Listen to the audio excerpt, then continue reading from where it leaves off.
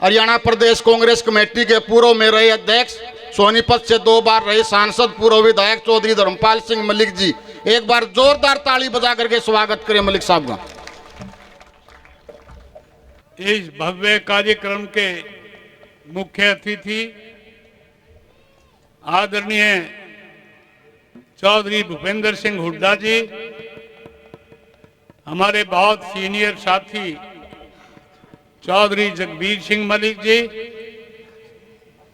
भाई जयवीर वाल्मीकि जी विधायक, भाई इंदुराज भालू जी, सुरेंद्र पवार विधायक जी और स्टेज पर बैठे सभी कांग्रेस जन, सीनियर नेता साथियों और आज के इस जाट मेहर सिंह के इस उत्सव में उपस्थित सभी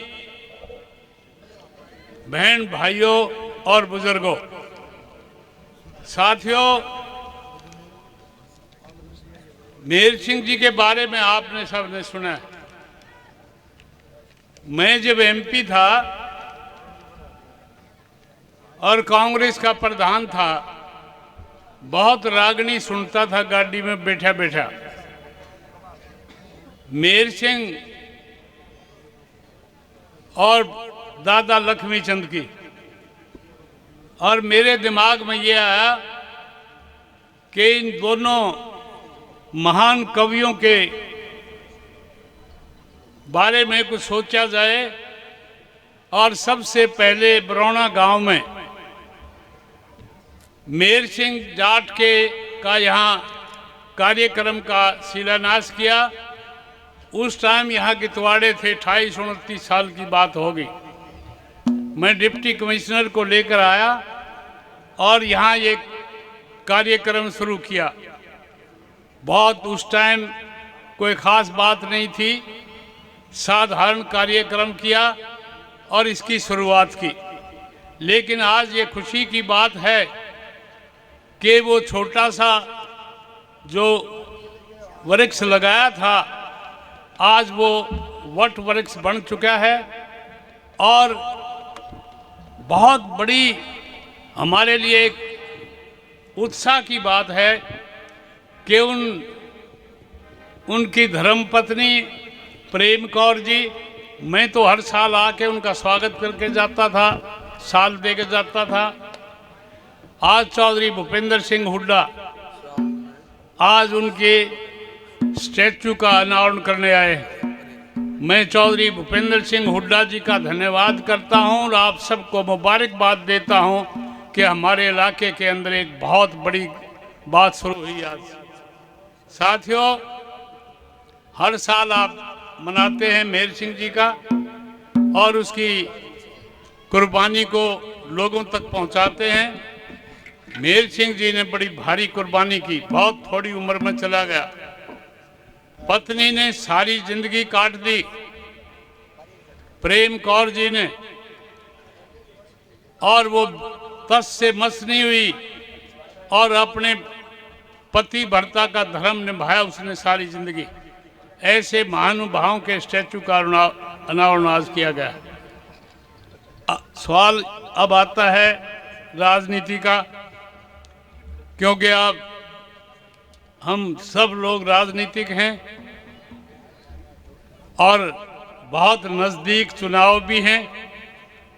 मैं तो एक ही बात कहूँगा दोस्तों, प्रोफेसर वीरेंद्र सिंह जी ने बहुत सीधे तरीके से समझाया है, लेकिन रोजाना टाइम नहीं आता। एमएलए एमपी बहुत लोग बन जाते हैं, एमएलए एमपी बनना आसान है, कोई आंधी चल जाए एमएलए एमपी बन गए, लेकिन नेता बनना बहुत मुश्किल है। सदियों में एक आध आदमी नेता बनता है। चाहे किसी का उदाहरण ले लो, मैं कोई नाम लूंगा तो अच्छा नहीं लगूंगा, किसी का रह जाएगा। आज चौधरी भूपेंद्र सिंह हुड्डा सिर्फ मुख्यमंत्री के उम्मीदवार नहीं हैं, वो हिंदुस्तान के गरीब किसान मजदूर इन सब के नेता हैं। और नेता को हम झटका दे दें तो आप अंदाज़ा लगाओ वो किसकी गलती होगी। हमने बहुत सोच समझ के चलना चाहिए। चौधरी भूपेंद्र सिंह हुड्डा केवल राजनेता नहीं हैं। राजनेता तो सब बन जाते हैं। चौधरी भूपेंद्र सिंह हुड्डा आज एक लोक नेता हैं। लोक नेता बनना मुश्किल होता है। वो राजनेता भी हैं, लोक नेता भी हैं, और ऐसे इंसान का हमने साथ देना चाहिए। चुनाव आते रहेंगे, जाते रहेंगे, एमपी भी बनेंगे, एमएलए भी बनेंगे। मैं आपको एक बात याद दिलाना चाहता हूं। जिस टाइम मैं मेंबर पार्लियामेंट बना, चौधरी देवीलाल मिल गए मुझे पार्लियामेंट में। 1 महीना का हुआ था। चौधरी देवीलाल को मैं लिया, मगा जी आ जाओ चाय पिलाऊंगा। वो थोड़ा मजाकिया था, बोला रही पानी प्याते था तने। मैंने कहा चौधरी साहब मैं तो आपके बालका जैसा हूँ, वो तो कुदरत को जो मंजूर होता है। कोई ज्ञान की बात बताओ। चौधरी देवीलाल कहने लगे भाई एक ज्ञान की बात बता दूं। आज एमपी तो तू है लेकिन लीडर मैं हूं। मेरी समझ में उस दिन कम आई थी क्योंकि नया नया था, 40 साल पहले की बात है, लेकिन आज समझ में आती है। बहुत दिनों के बाद हमारे बहुत बड़े नेता हुए हैं। चौधरी चरण सिंह भी हुए, चौधरी छोटूराम भी हुए हैं, पंडित भगवत दयाल शर्मा भी हुए हैं, लेकिन बहुत लंबे अरसे के बाद एक नेता बने हैं। चौधरी रणबीर सिंह भी हुए, और वो लोग अपने समय के बहुत अच्छे इंसान थे। उन्होंने जिंदगी पैसा कमाने के लिए नहीं, लोगों की सेवा करने के लिए की। तो साथियों आज एक मौका और मिला है हमें, और ये मैं बताता हूँ, वो जो प्रोफेसर साहब ने मिसाल दी थी, कदे ऊपर के 5 एक का आगे निकल जाओ। अकेले एक आदमी से बात नहीं बनेगी।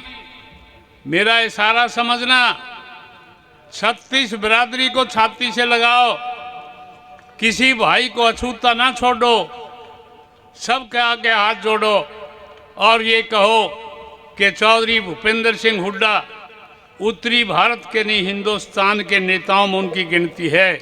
साथ दो भाइयों, अगर अब के चूक गए तो फिर नंबर पता नहीं कदे आओगा ना आओगा, के होगा के नहीं होगा। इसलिए मैं तो आपको इतनी ही कहना चाहता हूँ दोस्तों, ज़्यादा लंबा बोलने का समय नहीं है, क्योंकि ये राजनीतिक सभा के साथ साथ सामाजिक भी है। चौधरी रणबीर सिंह जी, चौधरी मातूराम जी, वो कांग्रेस के भी थे और आर्य समाजी भी थे। और मैं ये बताना चाहता हूँ, जिस आदमी के शरीर में कांग्रेस और आर्य समाज का खून है, वो आदमी जातिवादी नहीं होता। सब भाइयों को समझाओ, चौधरी भूपेंद्र सिंह हुड्डा 36 बिरादरी के आदमी हैं और 36 बिरादरी का साथ देते हैं। हम तो दोनों इकट्ठे एमपी भी रहे, साथी हैं, भाई हैं, लेकिन मैं ये कह सकता हूँ राजनीतिक आदमियों में कमी मिलती है, किसी में कोई कमी होती है, किसी में कोई कमी होती है, लेकिन चौधरी भूपेंद्र सिंह हुड्डा में मैंने कोई कमी नहीं देखी। कुछ समय मैं भी कांग्रेस से बाहर रहा। चौधरी भूपेंद्र सिंह हुड्डा को जिस टाइम चीफ मिनिस्टर बनाया, मैं चौधरी भजन लाल जी के साथ गया। मैंने नहीं पता था न्यू बननी है। चौधरी भजन लाल कहने लगे भाई धर्मपाल साथ देगा, मगर पक्का दूंगा, लेकिन न्यू ना बेरा था। मैं तो न्यू था, इसने चीफ मिनिस्टर बनाओगे, मन नहीं, यो कुछ न कुछ बना लेगा। लेकिन भगवान ने मंजूर ये था कि चौधरी भूपेंद्र सिंह सेवा की लिखी थी इनकी किस्मत में कि इन्होंने सेवा करनी है।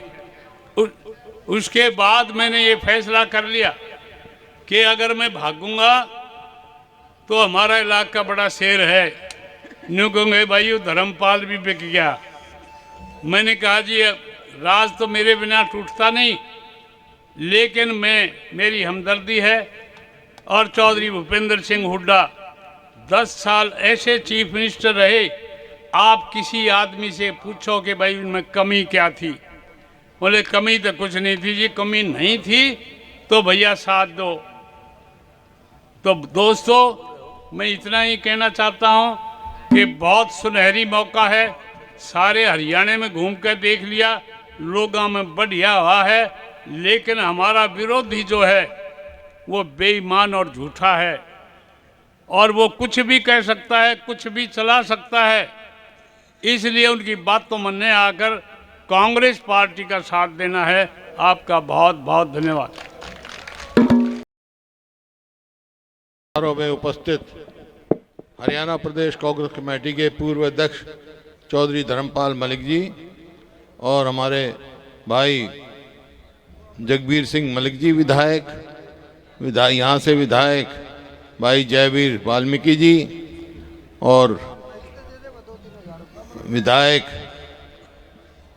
भाई इंदुराज नरवाल जी, प्रोफेसर वीरेंद्र जी, पदम सिंह दैया जी पूर्व विधायक, सुरेंद्र दैया जी, प्रधान टीकाराम एजुकेशन सोसाइटी चक्रवर्ती शर्मा जी, पूर्व विधायक चौसंत कुमार, पूर्व विधायक सुखबीर सिंह फरमाना जी, प्रेम सिंह अत्री जी, अनूप मलिक जी और कर्नल रोहित जी, डॉक्टर राजेंद्र जी व हमारे पूर्व एसपी अनूप जी व सम्मानित मंच, उपस्थित मेरे बुजुर्गों, नौजवान साथियों, मातृशक्ति में प्यारे बच्चों, देखिए आज ये जो भूमि बरौना गांव की एक ऐतिहासिक गांव है, ये यहाँ कवि मेहर सिंह जी का भी जन्म हुआ और यहीं से 1910-11 में जो पंचायत हुई, फैसला किया गया ये इलाका बहुत पिछड़ा हुआ था शिक्षा में, कि भाई कोई ना कोई शिक्षा संस्था खुलनी चाहिए। तो पहली यहाँ की पंचायत ने जिम्मेवारी लगाई मेरे पूजनीय दादाजी की और पहली संस्था रोहतक में बनी उनकी अध्यक्षता में और छोटू राम के उसमें उनके, और उसके बाद यहाँ गुरुकुल भी बने। उससे पहले फूल भगत सिंह ने गुरुकुल बनाया लड़कियों का, बहुत इस इलाके का बहुत योगदान है। तो भाई इस भूमि को जो इतनी सेवा करी है हमारे की, मैं उसका नमस्कार करता हूँ बरौना गांव की। ये जो आज है सुभाष चंद्र बोस जी का, मेहर सिंह दैया जी का और श्रीमती प्रेम कौर जी के जो स्टैचूज़ का अनावरण हुआ है, इस बात की मैं बधाई देता हूँ सरपंच साहब को और सबको, कि बहुत पूरे गांव को कि बहुत अच्छा काम किया। ये जो है कोई आम कवि नहीं थे मेहर सिंह। देखिए ये कहावत है, जहाँ जा ना सके रवि वहाँ जाए कवि। मतलब सूर्य की किरण भी दिल में नहीं जा सकती, लेकिन कवि के बोल जाते हैं दिल में। तो इतना जोश पैदा करते आज़ादी की लड़ाई के लिए इन कवियों ने जोश पैदा किया। जितनी उन्होंने कविता की, स्वर्गीय मेहर सिंह जी ने जितनी कविता की, वो आज़ादी की लड़ाई थी, देशभक्ति के लिए लोगों में एक हौसला भरा है। तो आज उनका स्टैचू का अनावरण है। इसका मतलब ये नहीं है कि आज उनके स्टैचू लगा दिया और हमारा काम पूरा हो गया, नहीं। हमारे आने वाली पीढ़ी को प्रेरणा स्रोत रहेंगे वो, हम उनको प्रेरणा मिलेगी उनसे, उनके यहाँ से वो मिलेगी प्रेरणा। और यही सोच के जब मेरे को मौका मिला यहाँ पर प्रदेश की सेवा करने के लिए, तो इस गांव को मैंने आदर्श गांव किया था बरौना को, याद होगा आपको। और जो गांव ने कहा वही कार्य यहाँ किया। तो इसी वास्ते आज भाई मेरे को यहाँ बहुत खुशी है, क्योंकि मैं स्वयं एक स्वतंत्रता सेनानी परिवार से, जिनके दादा और बाप ने आज़ादी की लड़ाई लड़ी, जेलों में रहे। आज़ादी की कितनी कीमत देनी पड़ी हमारे बुज़ुर्गों को, इसका आज की पीढ़ी को अंदाज़ा नहीं। और देखिए, बहुत सारे को तो पता है, जेल में भी रहे, उनका नाम भी पता है, गांव का भी पता है, लेकिन अपने देश में लाखों ऐसे आदमी भी हैं जिन्होंने अपने देश के लिए जान कुर्बान कर दी, उनका गांव और नाम का हमारे को नहीं पता है। तो उनको श्रद्धांजलि यही है, और उन्हीं से प्रेरणा लेके भाई ये है जो सपना उन्होंने देखा था। ये क्या सपना देखा था उन्होंने, किस वास्ते आज़ादी की लड़ाई लड़ रहे थे? कि हमारे देश में कोई भूखा ना रहे, हमारे देश में कोई बगैर वस्त्र का ना रहे, हमारे देश में कोई बगैर छत का ना रहे, और आगे तरक्की करें। ये सपना जो है हम सबको मिलकर पूरा करना है, 36 बिरादरी को। आज बड़ी खुशी की बात है, कई साथियों ने चर्चा करी कि वर्तमान सरकार की देखो, वैसे तो भाई प्रजातंत्र है ये, जो लोगों का मत होता है, बहुमत, वही उसी सरकार बनती है, उससे कुछ उम्मीद होती है। लेकिन मौजूदा सरकार तो एक ऐसे हिसाब से बनी है, गठबंधन बन गया। लोगों ने नहीं बनाई थी 19 में, जो ये दो पार्टी अलग अलग लड़ी। बीजेपी वाले तो कहते थे कि भाई 75 पार करेंगे, और जेजेपी वाले कहते थे इनको जमुना पार करो। अरे चुनाव हो गया तो स्वार्थ में दोनों पक्के यार बन गए, गठबंधन कर लिया इस प्रदेश को धकेलने के लिए नीचे। और यही मेरे दिल में तकलीफ है, और कोई बात नहीं है, आनी जानी चीज़ें हैं ये, कि जो प्रदेश हमने 2014 में प्रति व्यक्ति आय में, प्रति व्यक्ति निवेश में, और भाई कानून व्यवस्था में, खेल खिलाड़ियों में जो नंबर 1 प्रदेश छोड़ा था हमने, आज किस चीज़ में नंबर हो गया भाई? नंबर 1 9 साल में आज हो गया पूरे हिंदुस्तान में। बेरोजगारी में नंबर 1 है, और मेरे नहीं, ये केंद्र सरकार के आंकड़े हैं। पूरा हरियाणा प्रदेश असुरक्षित है महिलाओं के लिए। रोज आप देख रहे हैं, कभी रोज इस किस्म का खौफ पैदा हो रहा है। कोई दुकान पे आए सांपले में, उस सेठ के चले गए, हलवाई के चले गए, कभी गोहाना में चले गए, जहाँ दिखता है ऐसा, मतलब एक माहौल हो गया, ऐसा प्रतीत होता है जैसे सरकार ही नहीं है। 2005 में भी हमारी सरकार बनी तो भाई ऐसा ही माहौल था।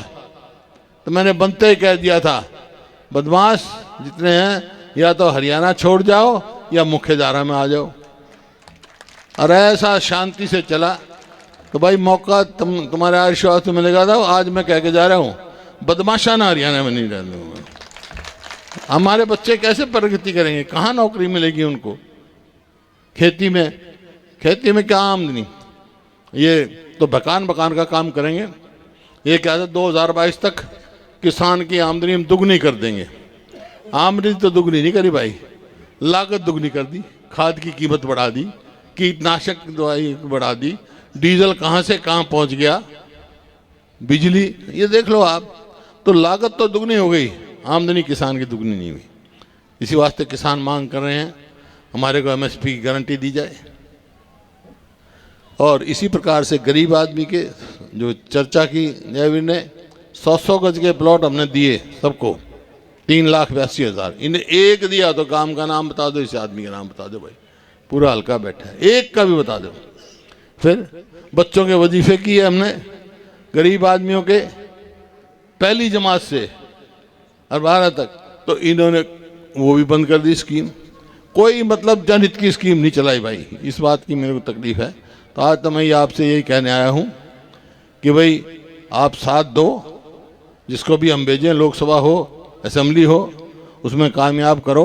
हाँ, ये ज़रूर आपसे सवाल पूछ सकते हैं कि भाई इनने तो कर दिया, भट्ठा गोल कर दिया, थारी सरकार आ गई तो तुम क्या करोगे? मैं तो 4-5 बात कह रहा हूँ, जो मैं कहता हूँ करता हूँ कि भाई अगर हमारी सरकार आ गई, सबसे पहला काम करेंगे हम अपने बुजुर्गों की पेंशन 6,000 करेंगे। 6,000 बूढ़े के, 6,000 बुढ़िया की। और ये मेरी बैठे महिलाएं, ये भाई सब उस पर गैस पर रोटी पकाए हैं। गैस का जो है 500 रुपये से ज़्यादा कीमत नहीं होगी, 400 था, 1100 हो गया अब। इसी प्रकार से किसान को एमएसपी गारंटी देने की बात करेंगे, 100-100 गज के प्लॉट चालू करेंगे और स्कॉलरशिप बच्चों की शुरू करेंगे। बहुत सारे ऐसे काम हैं, तो मोटी मोटी बात बता रहा हूँ। तो ये हम आपसे ये इजाज़त लेने आया हूँ भाई, ये समय है, टाइम आ गया। इन तक टक्कर लेने की मेरा जी करे है, तब मेरा साथ दोगे? देंगे तो हाथ खड़े करके बता दो। बस देखो, कोई भी आदमी हो, वो क्या है, उसकी आदमी की कड़ मजबूत रहेगी ना, तो कभी मार नहीं खा सकता वो। आप भाई मेरी कड़ की तम रखाड़ी कर लियो, आगे मैं देख लूँगा इन्हें। बहुत बहुत धन्यवाद। जय हिंद।